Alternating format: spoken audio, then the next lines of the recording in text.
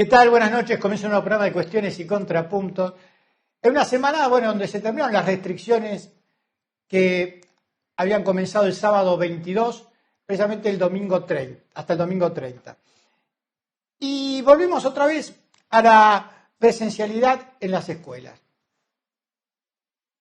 Ya a esta altura no sé cómo catalogar esta insistencia, no solo del gobierno de la ciudad autónoma, sino también de provincias como Mendoza y Córdoba, que están realmente explotadas con esto de que los chicos tienen que ir a la escuela. Y dicen cosas que son absurdas, ¿no? Porque estamos en invierno, estamos por comenzar el invierno. El frío que está haciendo estos días, ahí me dicen que tienen que abrir las ventanas, los chicos van a terminar todo con pulmonía. No entiendo. Y aparte, este verso de la presencialidad, lo que nos lleva es a ver que en las escuelas públicas, al menos en la ciudad autónoma, son muy pocos los chicos que concurren. No así en las escuelas privadas. Y por otro lado, cuando se rompen las burbujas, esos chicos que ya no pueden concurrir porque hay casos de coronavirus, no están recibiendo tampoco la educación a distancia. Mientras que las escuelas privadas sí. Existe la presencialidad y también la educación a distancia. Entonces, ¿cuál es el objetivo de esto? El verdadero objetivo de esto. Para que ustedes tengan una idea, en Europa, cuando hay 150 casos cada 100.000 habitantes, se cierran los colegios. En la ciudad autónoma hay entre 600 y 700 casos cada 100.000 habitantes. O sea, más de 4 veces. Y siguen insistiendo con esto de, ellos llaman luchar por la educación. Basta, porque esto se traduce en más enfermos, en más contagiados, y por ende, si son más los contagiados, van a ser más las muertes. Las cifras que estamos viendo hoy en día no corresponden todavía a lo que significó este cierre temporal de estos 8 días en algunas actividades. Porque ustedes saben que las cifras vienen con 14, 15 días de atraso. Entonces, seguramente en los próximos días van a disminuir porque se va a ver lo que ocurrió la semana pasada. Pero con esta nueva apertura, las cifras van a escalar dentro de 10 días, 14 días. Estamos llegando al invierno y vamos hacia los meses fríos. Entonces, la verdad que esta obstinación de querer plantar el jalón, de que en las escuelas los chicos necesitan que sean presenciales, la verdad, que a esta altura no sé cómo interpretarlo. Por otro lado, esta es una semana buena en cuanto a las vacunas que están viniendo. Ya arribaron más de 2 millones de AstraZeneca, está arribando un avión desde Moscú con 500.000 dosis de Sputnik, y también hay 2 millones de la vacuna china de Sinopharm que están llegando en estos días. Con lo cual ya la Argentina va a tener más de 20 millones de vacunas. Al paso que vamos, en un mes, calculo, ya va a comenzar lo que se llama, ¿no es cierto?, poder tener tantos vacunados que se puede llegar a ir logrando la inmunidad de rebaño. Y esta es una buena noticia. Es una buena noticia. Y cada vez, obviamente, se van vacunando más los grupos etarios más jóvenes. Y volvió a reaparecer Mauricio Macri. Un Mauricio Macri que, la verdad que sus recomendaciones son increíbles. Él recomienda cómo debería la Argentina, o cómo debería ser la renegociación de la Argentina con el Fondo Monetario Internacional. Él recomienda eso. Las otras recomendaciones de Mauricio Macri, ¿se acuerdan? La primera que le hizo al presidente apenas comenzó la pandemia, que no cierre nada, que vengan los muertos que tengan que llegar, pero que no pare la economía. O la otra recomendación que nos enteramos ahora, que le hizo al presidente, Alberto Fernández, diciéndole, vos a las 7 cortá todo y descansá y cada 15 días tomate unos días de vacaciones porque esto es muy duro. Esas son las recomendaciones de Mauricio Macri a Alberto Fernández. Es sin palabras directamente. Y bueno, y Patricia Bullrich, que pasa de acusar al gobierno de querer pedir un retorno en las vacunas, en la Pfizer, por eso no se logra esa vacuna, que después se desdijo, a pasar a ser víctima o victimizarse por un pseudo scratch. Patricia Bullrich es el personaje de la oposición que está haciendo su propia campaña y la hace todos los días en los medios amigos. ¿Contribuye en algo Patricia Bullrich? En nada. Lo único que hace es fomentar la grieta, el odio, y no trae ninguna respuesta para nada. Va y se abraza a Chocobar como una cuestión de que ve bien que se mate a alguien por la espalda. ¿Que es un delincuente? Sí, es un delincuente. Ahora, ¿sabe lo que pasa? Que están las leyes para condenar al delincuente, no para tomar uno justicia por mano propia. Este es el tema.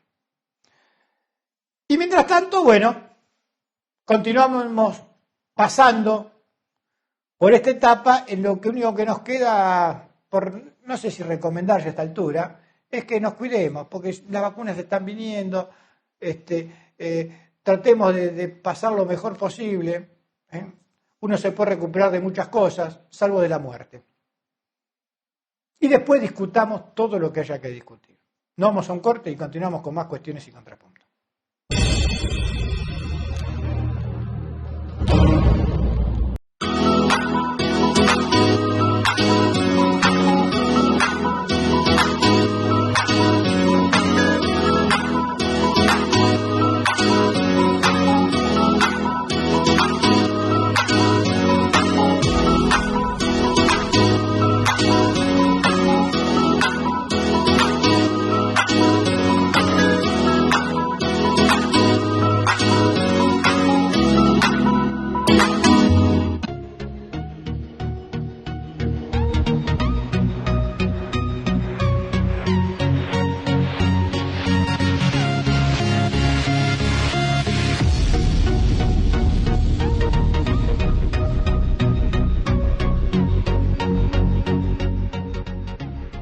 En Morón volvió el día verde. Los miércoles solo sacar residuos reciclables. Solo residuos reciclables. Como papel, cartón, plástico, vidrios y metales. Todos limpios y secos. Municipio de Morón.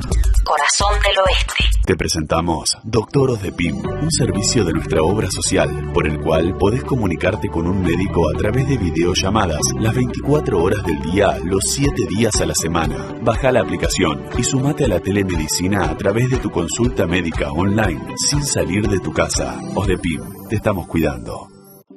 Defensoría de la Provincia de Buenos Aires. Defendemos tus derechos. Seguinos en nuestras redes sociales y entérate de todas las actividades legislativas. Honorable Cámara de Diputados de la Provincia de Buenos Aires.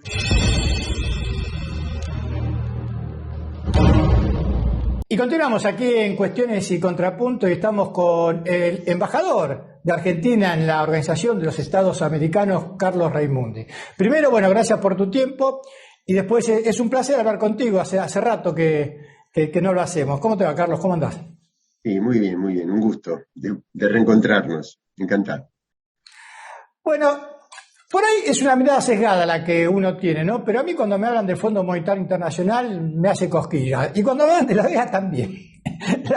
La verdad es esa. ¿Cuál es lo que le corresponde hacer a la Argentina dentro de ese organismo? Sí, depende, digamos. A veces la OEA tiene mucha visibilidad en algunas cosas, sobre todo con la personalidad de su actual secretario general, a quien la Argentina no votó, no apoyó para su reelección, pero que fue apoyado por 2/3 de los países. Pero por debajo de eso hay toda una cantidad de tareas. Por ejemplo, no sé, las últimas reuniones que hemos tenido tienen que ver con legislación contra la trata de seres humanos, la reivindicación de los derechos y de la dignidad de los pueblos originarios, los estándares de derechos laborales, de las políticas de género, una cantidad de cosas en los que Argentina tiene mucho para decir, porque tiene una legislación muy avanzada en muchos de estos casos. Son las zonas menos visibles, digamos, pero son las que después afectan a la vida cotidiana de las personas, ¿no? No son temas tan resonantes desde el punto de vista de los titulares de los diarios, pero que por debajo generan normas que uno trata de que mejoren la vida concreta de las personas de a pie. Y de eso también se trata este organismo. Yo soy consciente de la historia que tiene la OEA, que tiene mucho más oscuridades y sombras que luces en cuanto a la defensa de las democracias profundas en América Latina, ¿no? Sí, y vos hacías referencia al presidente y uno lo primero que recuerda es lo que aconteció, el golpe militar que hubo hace 2 años en Bolivia y cuál fue la postura de su presidente y de la organización en general, digamos, ¿no? Más allá de algunas particularidades. Pero bueno, te quiero llevar un poco a lo local, Carlos, porque vos sos un tipo que analizás la realidad, tenés tu propio punto de vista y estamos viviendo una situación en la Argentina inédita y en el mundo, como es atravesar una pandemia. Y me parece que la pandemia aflora lo mejor y lo peor de cada uno. En de lo mejor y lo peor de cada uno, a tu criterio, ¿cuál es lo mejor de nuestra sociedad y lo peor en esta pandemia? Sí, yo creo que la pandemia lo que ha hecho fue acentuar rasgos, no es que haya modificado, es decir, el individualismo siempre estuvo presente de algunos sectores.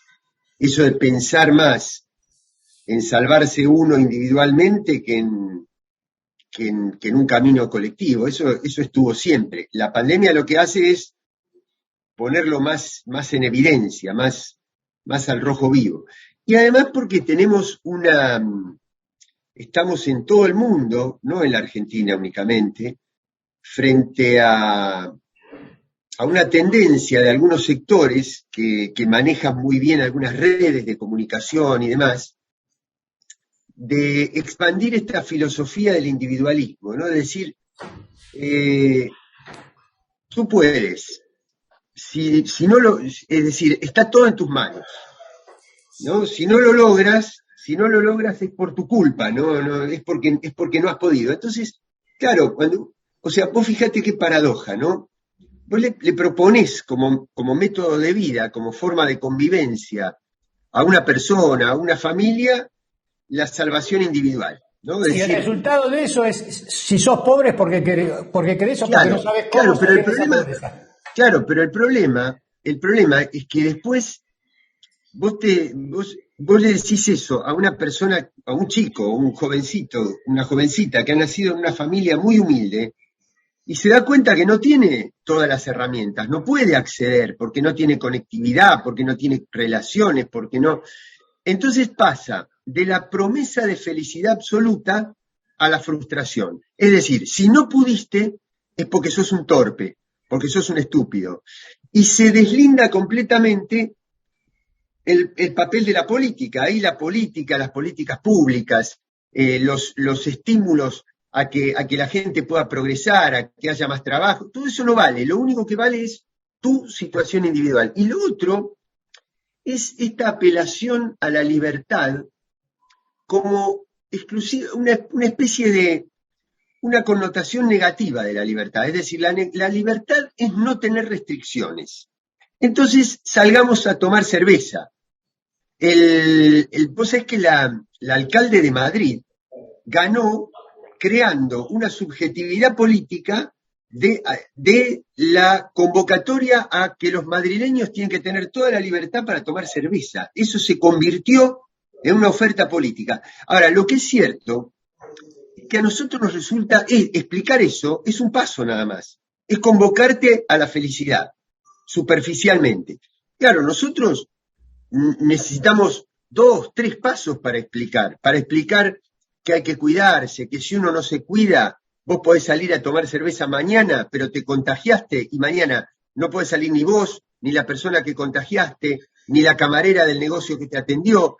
Bueno, pero todo esto necesita un espacio de reflexión, de un pequeño tiempo para pensar, para analizar, que las redes no te lo permiten porque te llevan al impacto inmediato, al título, ¿no? Y entonces se nos hace más difícil explicar el beneficio que tienen algunas políticas públicas, ¿no? Y sí, entendiendo como que libertad es hacer lo que se nos da la gana, con cero empatía hacia el otro, con sin importarnos nada el que está enfrente. Pero sin importarnos nada no hablo ni siquiera de qué sé yo, de un vecino, hablo de los propios familiares, ¿no? Porque esos jóvenes, esos chicos también tienen padres, abuelos, y no creo que no los quieran, sino que me parece que los llevaron a ese callejón donde evidentemente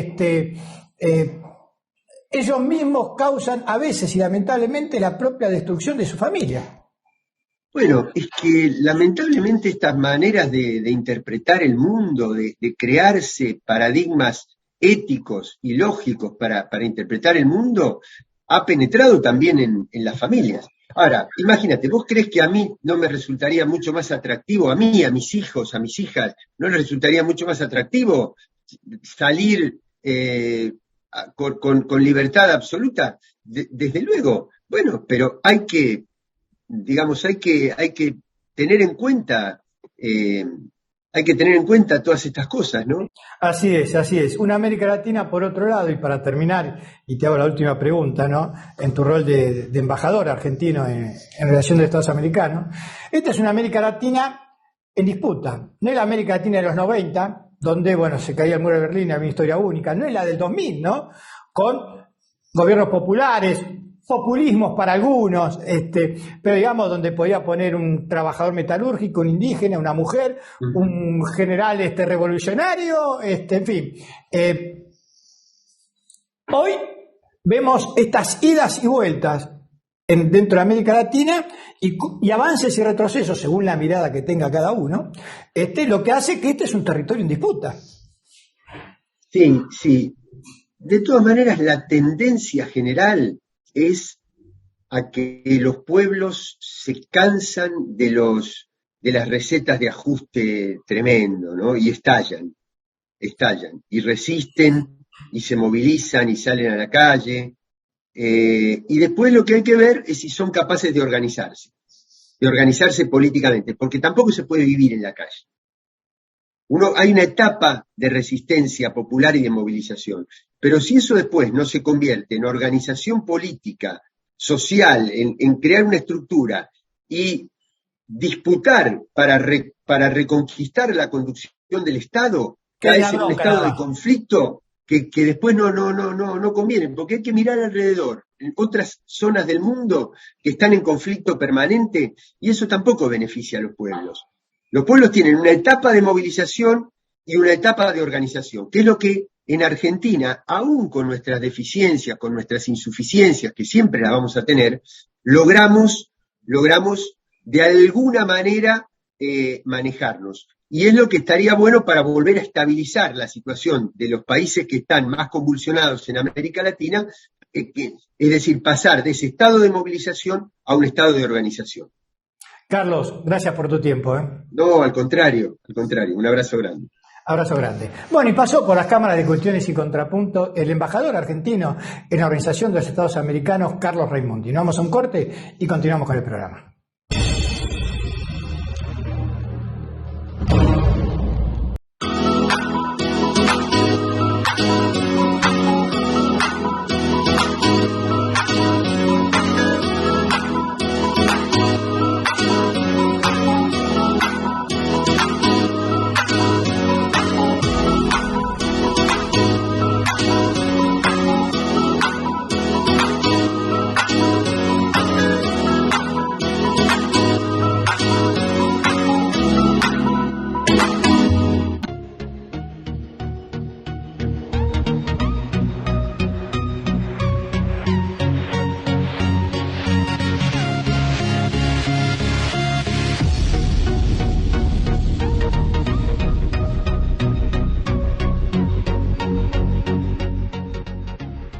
En Morón volvió el día verde. Los miércoles solo sacar residuos reciclables. Solo residuos reciclables. Como papel, cartón, plástico, vidrios y metales. Todos limpios y secos. Municipio de Morón.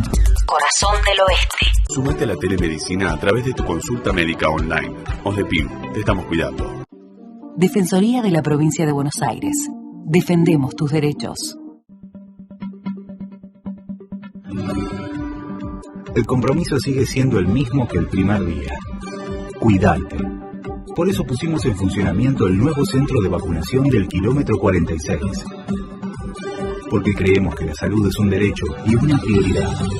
Y vamos a seguir haciendo todos los esfuerzos para garantizarla y estar al lado tuyo, siempre. Pilar, municipio. Seguinos en nuestras redes sociales y entérate de todas las actividades legislativas. Honorable Cámara de Diputados de la Provincia de Buenos Aires.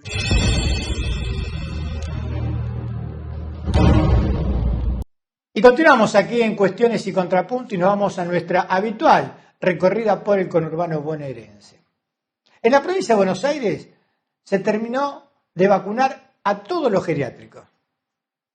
Y el viernes pasado, en Merlo, precisamente estuvieron el gobernador de la provincia de Buenos Aires, Axel Kicillof, estuvo también el presidente del bloque de diputados del Frente de Todos, Máximo Kirchner, estuvo el titular del PAMI, Luana Volnovich, y también el intendente de Merlo, Gustavo Menéndez.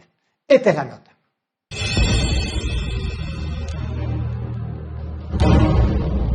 La provincia, estamos hoy vacunando 2.355 hogares de larga estadía. Y vos fijate que los problemas que había es que muchos de ellos no estaban registrados, porque eran emprendimientos pequeños, familiares, grupales.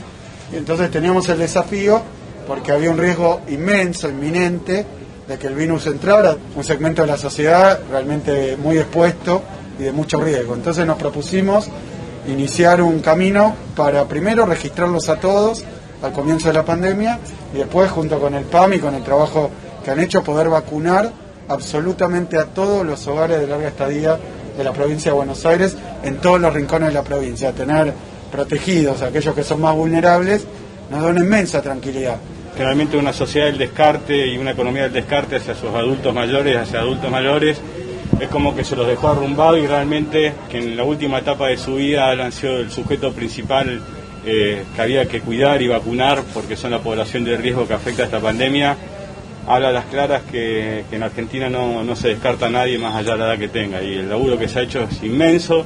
Son más de 2.000 residencias, más de 60.000 personas, y lo mejor que podemos hacer es que tengan esperanza, como vimos hoy que tienen las abuelas y los abuelos que se vacunaron, y también los compañeros y compañeras que trabajan acá, que se cuidaron mucho para no contagiar a nadie adentro, que muchas veces no se ve, ¿no? Gente que sale de su casa, que toma transporte público, que tiene que venir a trabajar, y que tuvo los mayores cuidados para que las familias, quienes tienen aquí a sus familiares, puedan seguir teniéndolos presentes. Bueno, la verdad que fue un trabajo enorme en materia de logística, porque el equipo de trabajadores del PAMI junto con la provincia de Buenos Aires, llegar a cada rincón, a cada residencia, la verdad que fue un trabajo enorme que parecía imposible, y hoy podemos anunciar, ¿no?, con la tranquilidad de que la totalidad de las residencias de larga estadía en la provincia de Buenos Aires están cuidadas y están protegidas. Y eso es así porque la vacuna funciona. En este hogar que es de administración municipal, en este hogar Santa Susana, que es un orgullo para nosotros, tenemos el verdadero placer de anunciar esta enorme e importantísima noticia de que no haya abuelos en geriátricos sin haber sido vacunados.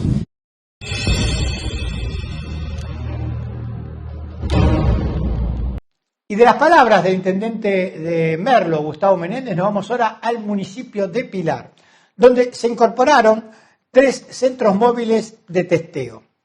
Allí estuvimos con el intendente Federico Achaga y esto nos decía.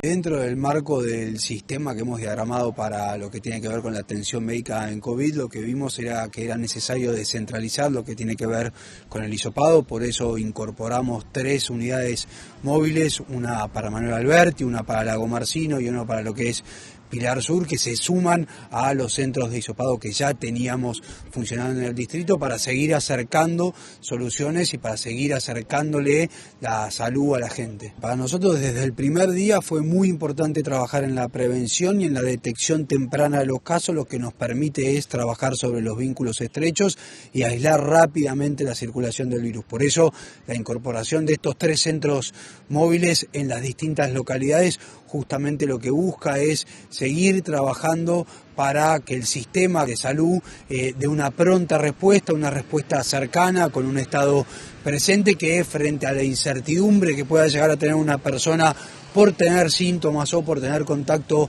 estrecho, tenga la posibilidad de en su barrio, con cercanía, poder hacerse el hisopado y que rápidamente reciba el resultado de ese testeo al teléfono. Desde las distintas redes del municipio, la página del municipio, vamos a estar comunicando en qué barrios van a estar estos centros móviles de testeo. Como decía, es muy importante seguir informándonos, que estemos en contacto permanente, porque desde el municipio queremos llegar a todos y cada uno de los barrios con soluciones para los pilarenses.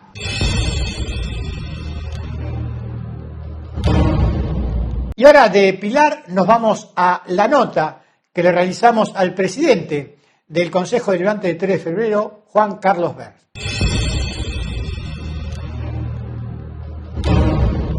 Gracias por tu tiempo, Juan Carlos.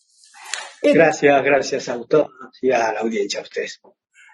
Juan Carlos, esta semana entró un proyecto que es largamente esperado por los que viven en el barrio Alto de Podestá, ¿no? Para poder regularizar su situación ahí con respecto a las viviendas. ¿Qué nos podés contar al respecto?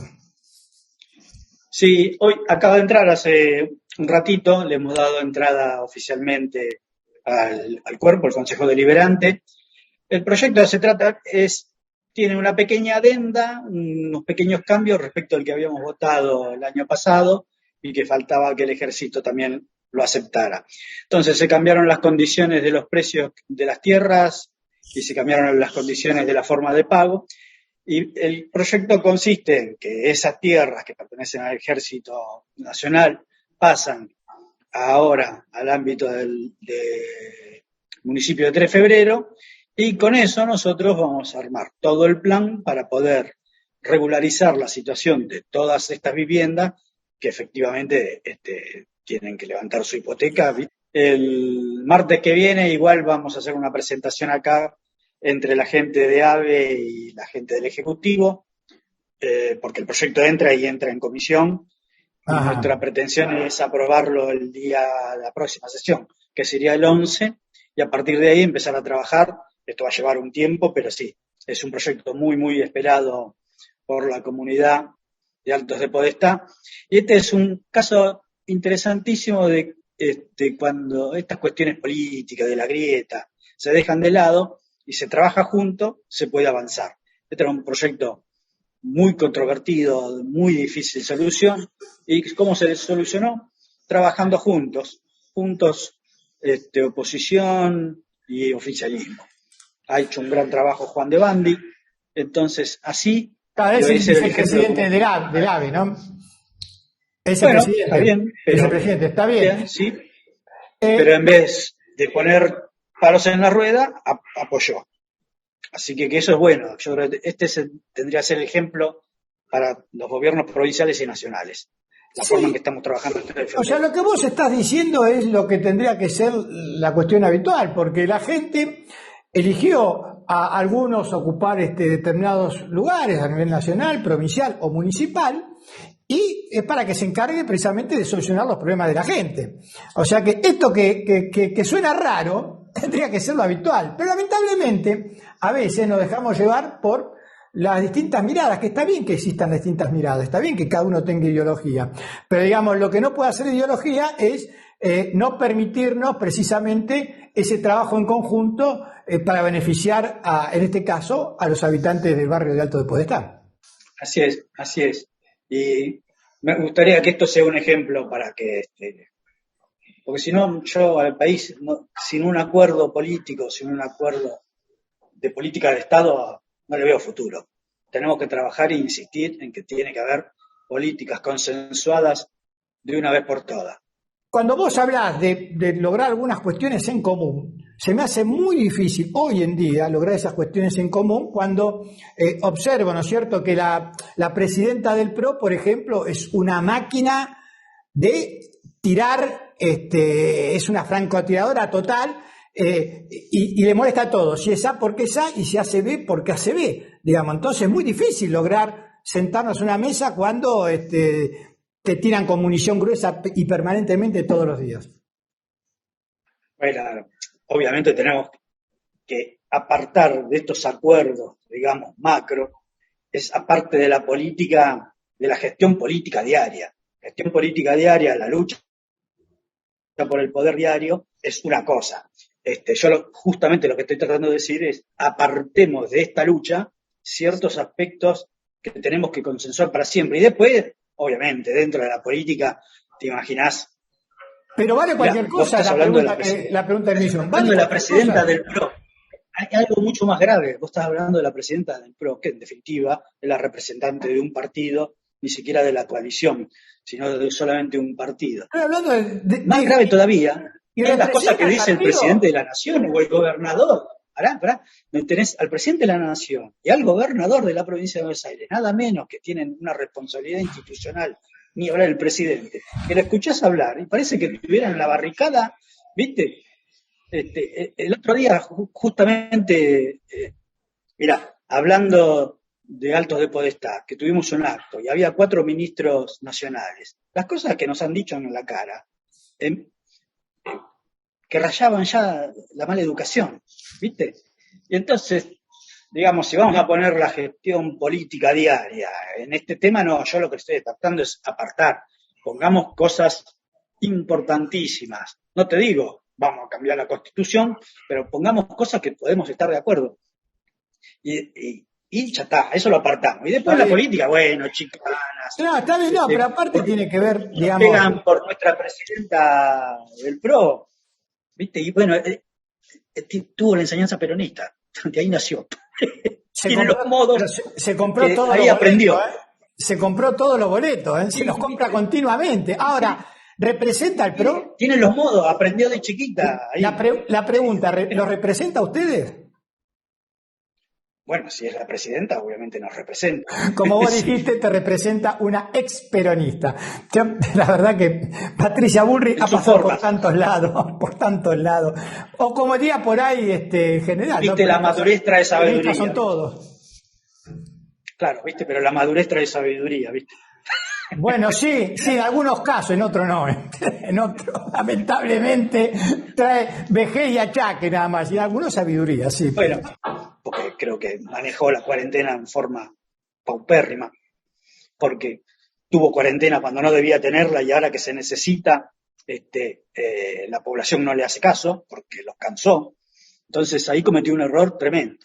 También cometió un error tremendo en la forma de negociación de la vacuna, con lo cual retrasó 1 o 2 meses. Y yo creo que sí, está a la vista que sí. La mayor vacuna que se ha aplicado en el mundo es la Pfizer. Nosotros teníamos ventaja para comprar Pfizer, no la compramos, pero algún error que cometió. Si el resto de los países lo tuvo, eran 16 millones de dosis. Chile compró arregló comprar la Pfizer y no le llegó nunca. Tuvo que terminar comprando la versión B de la vacuna china que tiene una efectividad del 3%. Estamos de Chile para ir acá al lado. O sea, bueno, la vacuna es un bien escaso. Chile no puso su gente para hacer. Sí, pero Pfizer Argentina, sí. pero Pfizer. Argentina tenía ventaja sobre el resto de los países. No, pero Estados Unidos no le permitía. Bueno, pero vos sabés bien que Estados Unidos no le permitía eso. Pfizer primero tenía que vacunar todo en Estados Unidos para después comenzar. Fíjate vos lo que le pasó en Europa a Pfizer, fíjate lo que recién ahora está comenzando a ver vacuna de Pfizer en otros lugares. O sea, y acá en la Argentina estamos es lo que te estoy diciendo. En 20 millones de vacunas con los que llegaron, Hay 20 es lo que te estoy diciendo, teniendo una ventaja Argentina tenía una ventaja comparativa, digamos, había justamente estado en la fase 3, laburando en la fase 3. Por eso tenía ese contrato con preferencia. Y nosotros lo desperdiciamos. No, creo que no cumplieron ellos tampoco. O sea, Pfizer, no solo Pfizer. No quedó claro. Claro, acá no hay, y hay una realidad. El que dice, yo sé lo que pasó ahí, está mintiendo, porque la confidencialidad es real, digamos. Entonces, ni para un lado ni para el otro. Ya yo no te quiero decir, vos sabés lo que ocurrió, porque ni vos lo sabés ni yo lo sé. Pero lo que sí es cierto es que, y viendo el panorama de América Latina, Argentina con atraso, como lo que sea, pero con las vacunas estamos en un ritmo, y ahora yo creo un ritmo muy bueno de vacunación. Ya llegaron 20 millones de vacunas, esta semana están llegando 20 millones de vacunas. Pues sí, a partir de ahora probablemente se corrija, pero a partir de ahora no significa que nos costó 10.000 muertos adicionales. Pero no le podemos tirarnos con los muertos, porque ¿sabe lo que pasa? Esta es una pandemia que sobre la marcha hubo que hacer cosas. O sea, yo recuerdo cuando, por ejemplo, comenzó la vacunación en la Ciudad Autónoma, esas colas en el Luna Park y en la cancha de San Lorenzo, era de una improvisación genial. Pero bueno, tampoco le voy a decir, estamos sobre la marcha, ¿viste? No quiero caer en cada una de las cosas. Lo que sí me parece que hubo una preocupación y algunas cosas salieron bien y otras no tan bien. Pero también reconozcamos que de enfrente decían que el Sputnik no servía para nada, que éramos conejillos de India, hasta le hicieron causa penal al presidente, con una de las vacunas que resultó, valga la paradoja, una de las mejores del mundo. O sea, acá también, desde el otro lado, digamos, a veces acompañaron algunas cosas, pero en otras fueron terribles, digamos. Bueno. Y las marchas... Eso suena a relato, porque en realidad nosotros decíamos de la Sputnik, queremos simplemente que se hagan la publicación de los estudios que se han hecho, nada más que eso. Y una vez que estuviera aprobada, nadie decía lo contrario. Nadie dijo... No, hubo causa penal. ¿Cómo? No sabemos, porque no sabíamos. ¿Te parece que no se sabía? ¿Quién no sabía? Ya está en la fase de crisis. No tener las publicaciones y los Pero la publicación, la famosa de Lancet no es la que te habilita para decir esta vacuna sirve o no. Acá nosotros tenemos organismos nacionales que lo permitían y no creímos en nuestros organismos nacionales. Y que está por científico, no por kirchnerista o porque hay gente de una mirada o de la otra. Esto es lo que me parece que fue grave. Desconocemos hasta y si en algo está bien la Argentina es en cuanto a nuestros científicos. Desconocíamos eso. Esto es lo que me parece que a veces la ideología lleva a equivocarnos. Y equivocación en otro lado. Después te voy a dar mi mirada personal. Dentro del partido era uno de los defensores de la Sputnik, digamos. ¿Por qué? Y por quién la había producido. O sea, claro. Sonaría ideológico que ninguna vacuna americana, de todas que son buenísimas, acá no tenemos ninguna. No, pero no hay... ¿Vos crees que fue una cuestión ideológica? No, yo creo que ni una, ¿eh? No, acá lo que ocurrió es que el gobierno hizo una apuesta muy grande. Hizo una apuesta muy grande que le salió mal, que fue con la AstraZeneca. Esos 22 millones de dosis que teníamos que tener por el acuerdo, ¿no?, que se hacía entre Argentina y México, fue trabado en los Estados Unidos. O sea, nos dejaron con la vacuna ya trabada. En realidad, esto fue lo que pasó y por qué las vacunas no llegaron antes. Y después salieron a buscar vacunas y consiguieron. Y va a venir también la Moderna. Acordate lo que te digo, la Moderna ya... La de Johnson y Johnson es muy probable que también esté. Seguro que va a estar la soberana de Cuba, seguro que va a venir. Bueno, porque, o sea, está bien, las vacunas son buenas. Acá el tiempo es esencial, ¿viste? Está bien, claro que va a venir porque, digamos, la capacidad de producción del mundo, de vacuna del mundo ha aumentado, también la demanda va a bajar, ya no tenés a Estados Unidos como demandante, todo lo contrario, obviamente sí, van a sobrar vacunas.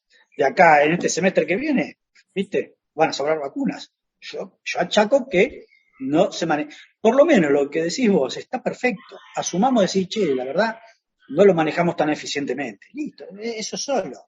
¿Viste? No nos quieran relatar que han hecho un manejo de la pandemia brillante. La verdad que no ha sido brillante. A ver, por la cantidad de muertos del mundo, para colmo, destruyeron la economía con la excusa esto.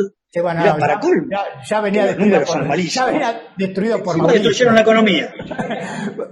Ya venía destruido por los 4 años de Mauricio Macri. Sí. Porque a vos que te gustan los números, vos sabés que no hay ningún número, pero ninguno. Tomando el 2015 y tomando el 2019, en donde la economía haya mejorado. Ningún número, ninguno. Bueno, eso no es cierto, eso es un relato de que no sé dónde lo Lo sacaron. vamos a discutir, Eso relatan los kirchneristas. con los números Bueno, en la hay mesa. que ver los números. Eso. Bueno, Juan Carlos, dale. muchas gracias Dale. por tu tiempo y vamos a seguir No, discutiendo. gracias a vos. Dale, gracias a vos, está muy linda la discusión. Te agradezco. Y pasó por las cámaras de cuestiones y contrapunto el presidente del Consejo Deliberante de 3 de febrero, Juan Carlos Ver. Nos vamos a un corte y continuamos con el programa.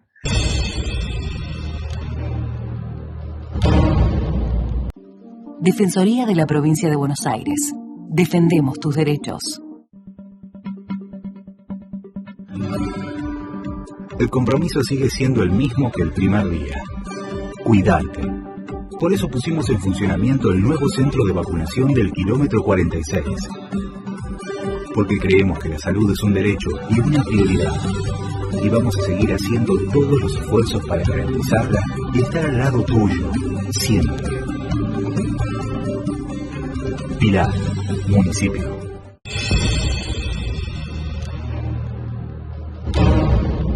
Y continuamos aquí en Cuestiones y Contrapuntos y estamos con el segmento que lleva adelante Flavia Cartavia. Hola Flavia, ¿cómo te va? ¿A quién trajiste hoy? Hola. Bueno, hoy estuvimos conversando con Lucía Caballero. Ella es integrante del movimiento Ni Una Menos y estuvimos charlando un poco sobre cómo se dio el origen de esta consigna y de este movimiento y cuáles son las propuestas para mañana dentro de lo que es esta pandemia, ¿no? Bueno, perfecto, vamos a la nota entonces.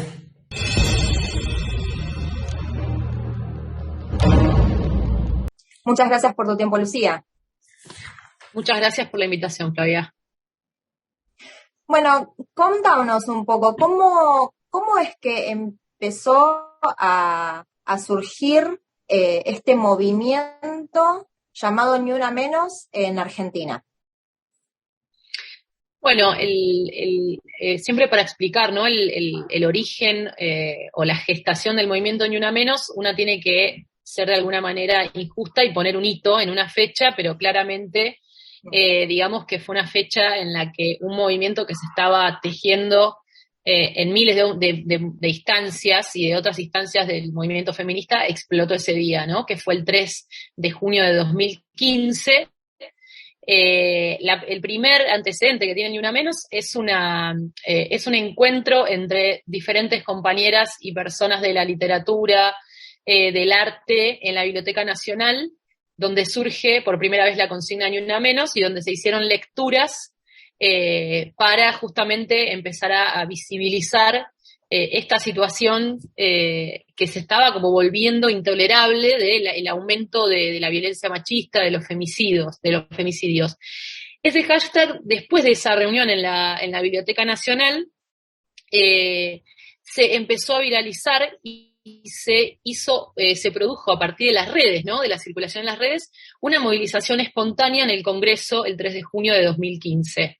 En ese momento se marca, ¿no? La aparición pública, ¿no? de esta, por lo menos en forma masiva, de lo que hoy llamamos de los movimientos feministas. Después de ahí el colectivo, digamos, se va obviamente modificando, entran y salen integrantes, pero además empieza también a hacer una discusión sobre qué significaba volver a movilizarse al año siguiente, qué metodología tenía que tener esa movilización, teniendo en cuenta que lo de las redes tiene cierto límite. Te dejo hablar, pero básicamente ese es el origen, ¿no? El 3 de junio del 2015, esa movilización espontánea.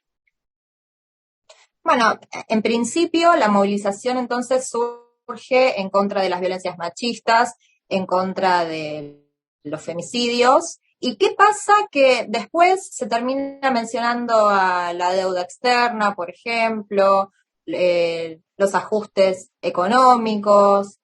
¿Cómo se llegó desde los femicidios a unas posturas más bien políticas, no solamente en el orden económico?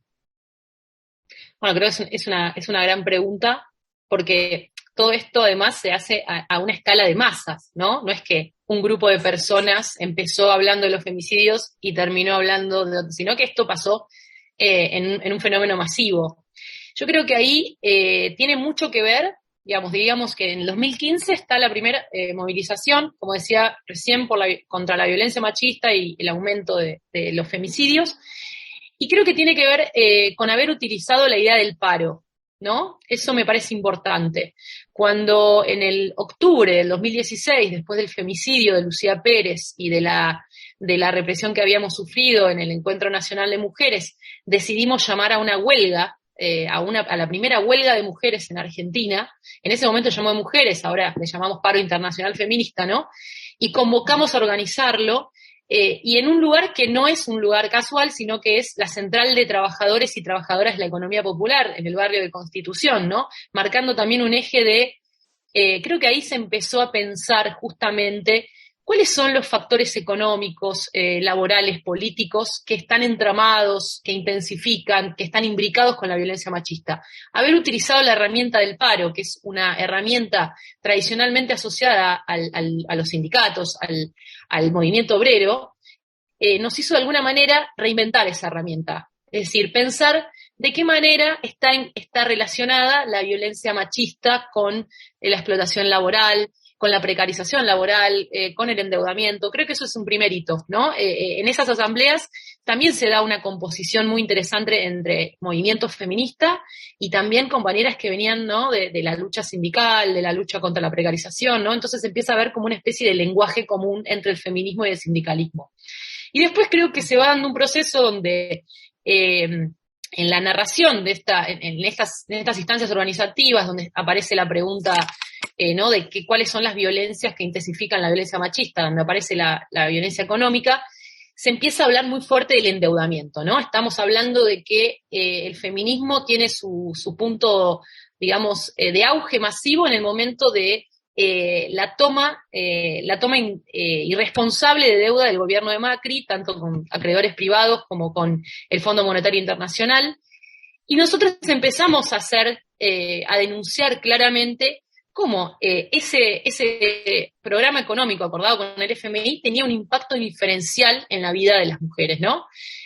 Tanto por el aumento de la precarización laboral, por la caída en el poder adquisitivo de salarios, de subsidios, por el abandono del Estado en la provisión de servicios públicos, que termina generando mayor trabajo no remunerado de las mujeres.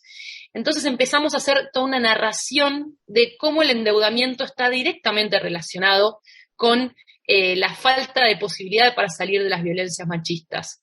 Y creo que eso también llega... Yo en esto que vos empezás a relacionar de lo que es el sindicalismo y la toma de deuda y demás, de hecho el primer paro que se le realiza al gobierno de Mauricio Macri es el paro que hacen las mujeres.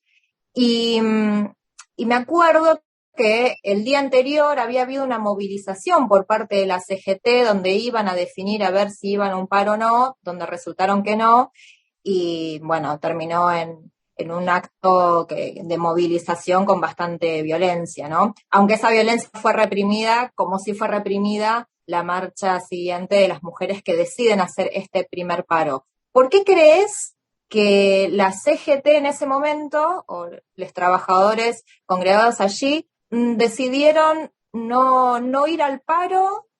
Digamos, ¿cuál fue la razón? ¿Que estas personas no veían lo que estaba percibiéndose en la sociedad en ese momento? ¿O por qué las mujeres sí deciden dar ese paso al frente? Bueno, yo creo que ahí hay algo muy importante, ¿no? Que es el feminismo es un movimiento que revitalizó muchas de las estructuras, ¿no? Tanto partidarias como sindicales. Podemos pensar que el feminismo es y fue un vector de democratización de esas estructuras. Creo que nosotras, al tener esas instancias de organización, que de alguna manera eran espacios donde podíamos elaborar políticamente el malestar que nos generaban las políticas del macrismo, pudimos darle curso a eso, y veíamos cierta quietud en las cúpulas sindicales. Recuerdo que estaba la frase de hay que darle tiempo, ¿no?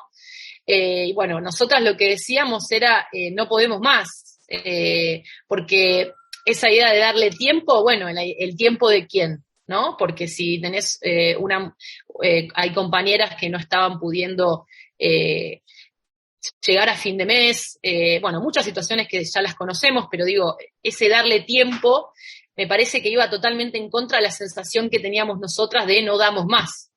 Y creo que tanto en la forma en la que nos organizamos, donde nos organizamos transversalmente, esto quiere decir que en las asambleas feministas, en las instancias de organización feministas, no solamente hablan las dirigentes sindicales, sino que también es una idea de un sindicalismo ampliado, en el sentido que también hablan compañeras que, por ejemplo, están en el sindicato, que están trabajando en la economía popular, o otro tipo o compañeras que están en luchas, por ejemplo, de trabajadoras de casas particulares. Bueno, todo un sindicalismo también que no necesariamente se corresponde exactamente con el que está representado en la cúpula de la CGT. Creo que nosotras, en ese sentido, funcionamos en ese momento como un movimiento que pudo canalizar un descontento con el gobierno de Macri, que tal vez las cúpulas de la CGT no lo estaba pudiendo leer o no le estaba dando curso, obviamente por otro tipo de cálculo político que nosotras no sabíamos, pero creo que a medida que fuimos organizando los paros, fuimos forzando cada vez más y también nunca antagonizando con esas compañeras que están en esos sindicatos, sino ayudando que esas compañeras puedan dar esas peleas en los sindicatos, porque nosotras, siempre que nos preguntan de otras partes del mundo, nosotras decimos que el feminismo argentino está completamente arraigado en las organizaciones sociales, ¿no? No es un feminismo por fuera, sino que hay feministas que también están en los movimientos sociales, en los sindicatos, y que lo que hacen es un poco tomar fuerza de las instancias de organización feminista para dar las peleas y las discusiones adentro de sus espacios. Sí, también creo que por lo visto en el Congreso el diciembre pasado, donde, digamos, de distintos partidos políticos, esto no lo veo yo tanto en Europa como sí lo vi acá en Argentina, que de distintos partidos políticos hayan votado a favor de la ley de la legalización del aborto. Bueno, para ir finalizando, Lucía, ¿qué es lo que están planificando para el día de mañana, jueves 3 de junio, en pos de esta fecha de Ni Una Menos? Bueno, mañana obviamente que es una fecha absolutamente teñida por las restricciones sanitarias que nosotras acompañamos, porque tenemos en nuestro espacio también muchas compañeras docentes y también trabajadoras de la salud, y sabemos lo que estamos pasando con esta situación. Por lo tanto, lo que proponemos es una acción virtual, pero a la vez presencial en este sentido. Virtual porque vamos a proponer una serie de consignas en nuestra página, en nuestro Instagram, @niunamenos, pero también en nuestro Facebook, y una carpeta para que la gente pueda descargarse esas consignas, las imprima y pueda hacer lo que decimos un cartelazo en sus casas, mandarnos la foto y nosotras la subimos a las redes, una forma de manifestarnos en las casas, ¿no? Colgando un cartel en la puerta, en la ventana o en algún lugar del barrio. Y por otro lado vamos a hacer un grupo reducido de organizaciones en relación a que no vamos a hacer una convocatoria, pero vamos a hacer una fichada en distintos puntos de la ciudad de Buenos Aires con las consignas, que también se va a replicar en otros puntos del país, ¿no? Está una idea de que también las redes son las calles y las calles las redes. Bueno, muchísimas gracias por esta entrevista, Lucía. Muchas gracias a vos, Flavia.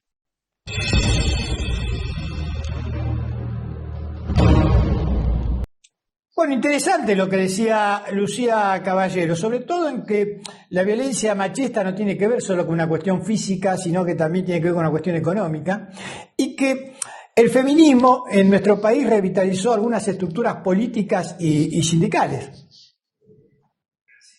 Sí, como este movimiento que surge a partir de un tema puntual que son los femicidios, cómo va mutando y va creciendo hasta incorporar nuevas consignas. Me parece que eso es lo más fuerte de este movimiento, y que también por esta razón es que ha repercutido en distintas partes del mundo. Así es, porque el feminismo en la Argentina es vanguardia y con una característica propia también, ¿no? Que, digamos, que excede al solo marco de la violencia, ¿no es cierto? Sino que es algo mucho más profundo y que hace al cambio de estructuras de una sociedad. Esperemos que sí, esperemos que finalmente las estructuras de la sociedad que de alguna forma permiten y facilitan que se cometan estos delitos, como es el caso de los femicidios, que finalmente esto se pueda desterrar de alguna vez. Bueno, Flavia, se nos terminó el tiempo. Así que después veremos qué es lo que nos vas a traer la semana que viene. Y a ustedes, muchas gracias por habernos permitido entrar en sus hogares. Nos vamos a encontrar el próximo miércoles a las 22 horas para más cuestiones y contrapuntos. Han sido ustedes muy amables. Hasta la semana que viene.